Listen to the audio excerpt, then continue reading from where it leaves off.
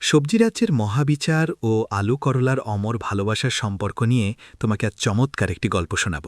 চলো তাহলে শুরু করি। সবজি বাগানের ঠিক মাঝখানে একটি বড় মাটির ঢিবি, সেটাই হলো সবজি রাজদরবার। আজ সেখানে তিল ধারণের ঠাঁই নেই। বাগানের প্রতিটি কোণা থেকে সবজিটা এসে হাজির হয়েছে। বাতাসের টান টান উত্তেজনা, কারণ আজ এক অদ্ভুত বিচার বসবে। সিংহাসনে বসে আছেন সবজিদের স্বঘোষিত সুন্দরী রাজকন্যা ফুলকপি। তার পরনে সাদা ধবঢাবে গাউন, চারপাশে সবুজ পাতার চাদর। তিনি আজ ভীষণ রেগে আছেন। তার ফর্সা মুখ রাগে লাল হয়ে গেছে। তার ডান পাশে বিচারকের আসনে বসেছেন বেগুন বসাই। গায়ে তার চকচকে বেগুনি কোট, মাথায় সবুজ টুপি, আর পেটে বেশ চর্বি জমেছে। তিনি গম্ভীর মুখে নিজের ভুঁড়িতে হাত বোলাচ্ছেন। সমস্যার সূত্রপাত। গুঞ্জন শোনা যাচ্ছে সবজিদের রাজা, সবার প্রিয় বন্ধু আলু নাকি প্রেমে পড়েছে তেতো, খসখসে আর কাঁটাযুক্ত করলার। ফুলকপি ঘোষণা দিয়েছে, আমি এই সম্পর্ক মানি না। আলু হলো ইউনিভার্সাল হিরো। মাছ, মাংস, ভাজি সবার সাথে সে মিশে যায়। আর করলা, ছি, জিহ্বায় দিলেই মুখ তেতো হয়ে যায়। আলুর সাথে মানালে আমাকে মানায়, কিংবা টমেটোকে মানায়। করলার মতো বিচ্ছিরি সবজিকে কিছুতেই আলুর পাশে বসতে দেব না।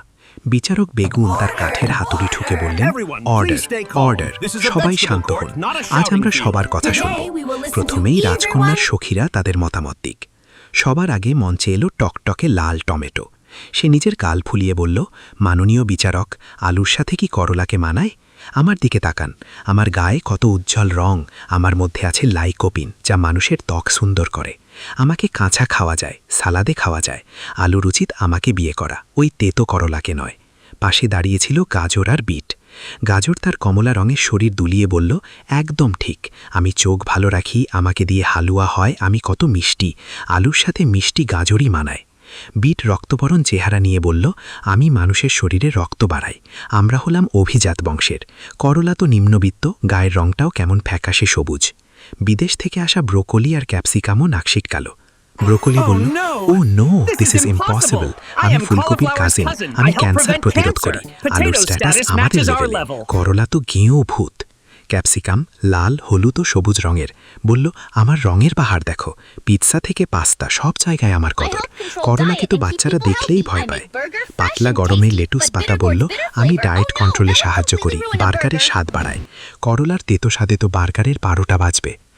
ফুলকপির দলের কথা শুনে রাজদরবারের একপাশ থেকে ভারী গলায় আওয়াজ এলো। কথা বলছেন মিষ্টি কুমড়া। বিশাল ভুঁড়িওয়ালা মিষ্টি কুমড়া বলল, থামো তোমরা, শুধু রূপ দেখলেই হবে, গুণের বিচার কে করবে? আমার ভিটামিন শরীর পোক্ত করে।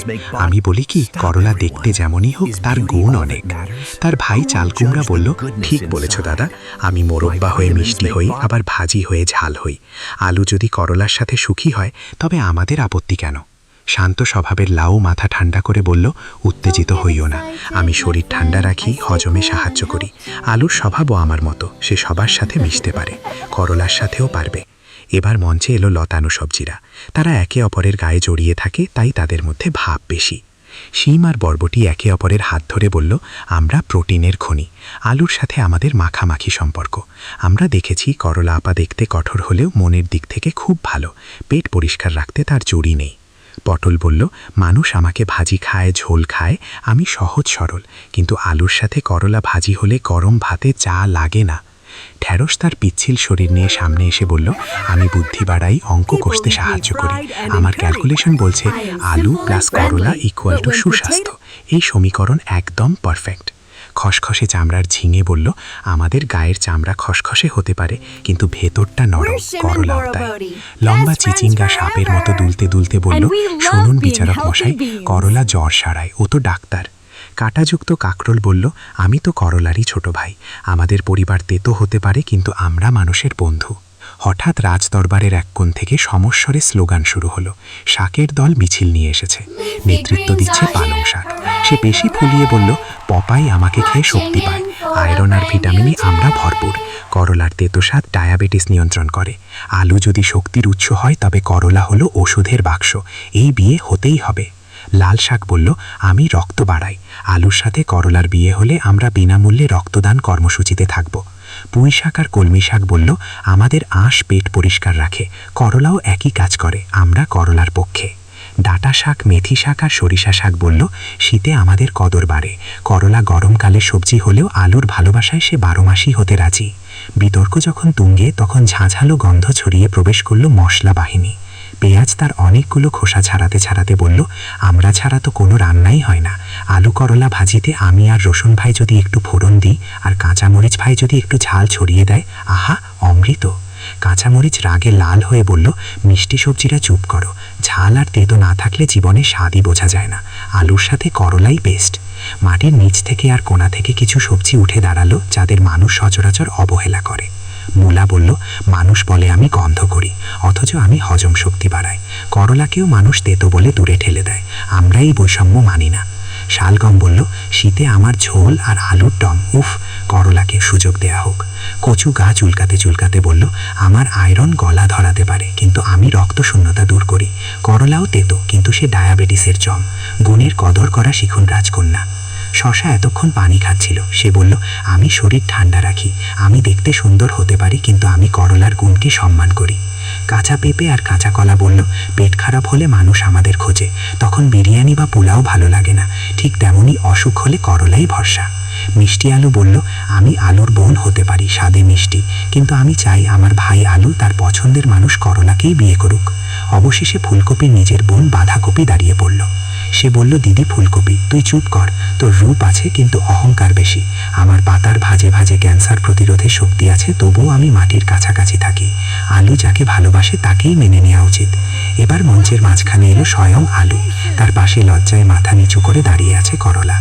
আলু বলল, মাননীয় বিচারক এবং উপস্থিত সবজি বন্ধুরা, আমি জানি আমি দেখতে গোলগাল, গায়ের রং ময়লা, কিন্তু আমি অহংকার করি না। আমি মাছের সাথে মিশি, মাংসের সাথে মিশি, কিন্তু যখন মানুষের মুখে রুচি থাকে না, জ্বর হয়, তখন আমার এই করলা গন্ধই তাদের মুখে স্বাদ ফিরিয়ে আনে। তেতো ছাড়া মিষ্টির কদর বোঝা যায় না। করলা আমার পরিপূরক। আমরা একসাথে ভাজি হলে মানুষ এক থাল ভাত খেয়ে ফেলে। করলা কাঁপা কাঁপা গলায় বলল, আমি জানি আমাকে কেউ কাঁচা খেতে পারে না, বাচ্চারা আমাকে ভয় পায়, কিন্তু বিশ্বাস করুন, আমি আপনাদের শরীরের ভেতরের জীবাণু মেরে ফেলি। আলুর সাথে থাকলে আমার তেতো ভাব একটু কমে যায়। পিন পতন নীরবতা। সবাই বিচারক বেগুনের দিকে তাকিয়ে। বেগুন মশাই ধীরে ধীরে উঠে দাঁড়ালেন। তিনি বললেন, আজকের এই মহাবিচার সভায় সব পক্ষের কথা শুনলাম। টমেটো গাজরদের রূপ আছে, পালং পুঁইশাকের শক্তি আছে, কিন্তু আলুর সাথে করলার যে জুটি তা অনন্য। বেগুন রায় ঘোষণা করলেন, রূপ দিয়ে নয়, গুণ দিয়ে বিচার হবে। করলা তেতো হলেও সে মহ ঔষধ, আর আলু হলো সবজিদের রাজা। তাই আজ থেকে ঘোষণা করা হলো, আলু করলা ভাজি বা আলু করলার চচ্চড়ি হবে সবজি রাজ্যের অন্যতম সেরা এবং স্বাস্থ্যকর খাবার। ফুলকপি রাজকন্যাকে তার অহংকার ত্যাগ করে এই জুটিকে বরণ করে নিতে হবে।